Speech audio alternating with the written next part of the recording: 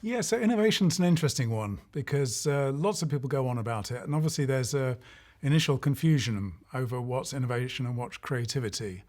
But I don't want to get too hooked up on that because I don't think that's where the real interest lies. What interests me about innovation is the fact that there has been a gradual consensus around the idea that in order to innovate, you need to have a really diverse group of people come together, right? And that innovation springs from that diversity. Now, I don't really have a beef with that, but I want to make the case for the other side of things, that actually there is such a thing as what I would call inner diversity as well as outer diversity. So outer diversity is the thing I just referred to, basically. It's when you get a group of people together, they come from different backgrounds, they've got different points of view, and then they kind of, throw their tuppence in and you're supposed to come up with a cool new idea. So that's what I call outer innovation because it's an outer process where people come together. Inner innovation is where a similar diversity occurs within a single person's head. And I was being a bit disingenuous before when I said I've got no beef with the ordinary kind of innovation, because I kind of do, especially when it takes the form of brainstorming, which I cringe when I hear the word personally, and I imagine there are other people who cringe too.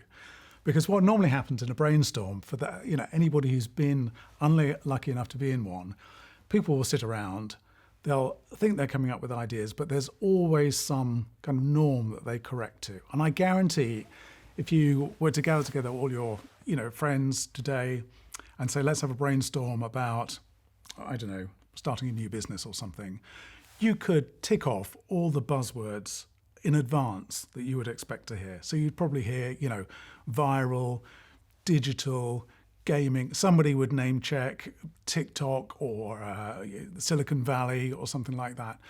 You could sort of predict what's going to come up in that process of creativity, because it's all that people are really doing is not creating, they're recreating the zeitgeist. So yeah, truth is, I do have a bit of a beef with innovation in that outer sense. However, I'm not going to get detained by that. I'm going to talk about this notion of interior or inner innovation.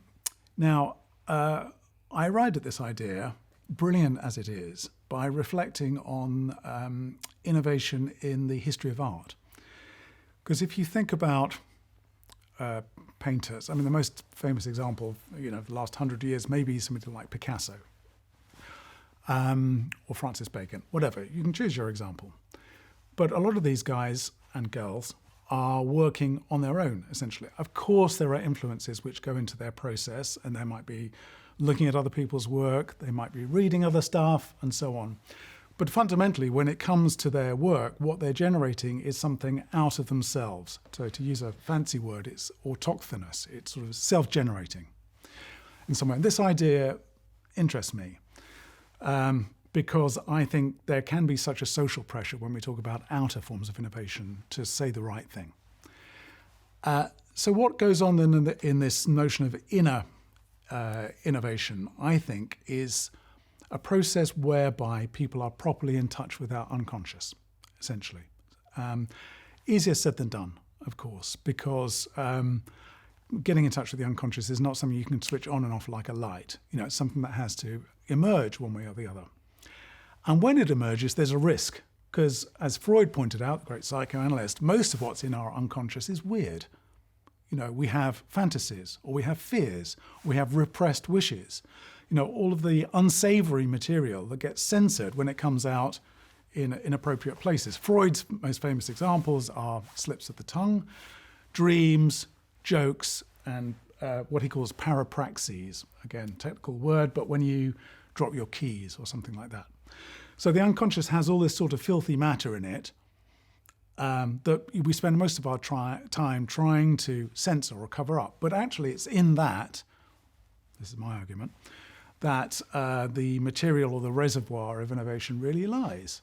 So if you look at, I mentioned Francis Bacon, maybe a too obvious example, but I'll go with it.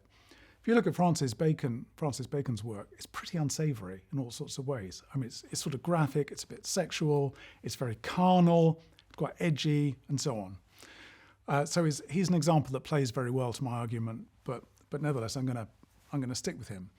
Because what he's not doing is censoring. What you're seeing on the canvas is something, oh yes, of course there's technique, but essentially he's giving you something unfiltered.